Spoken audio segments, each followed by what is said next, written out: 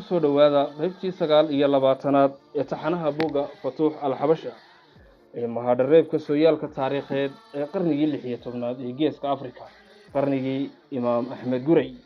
qaybtani 29aad waxaan uga hadlaynaa dagaalkii ka dhacay deegaanka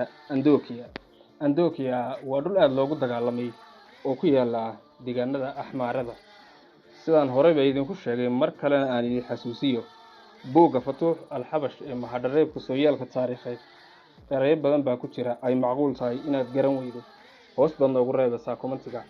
ereyga aad garan weydo in lagu fasiro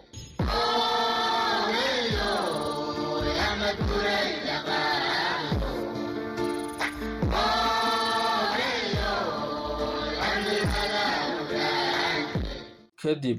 markii uu imaamku ciidankiisii ku yiri war talo maxaad haysaan ayaa waxa istaagay wasiir Nuur oo yiri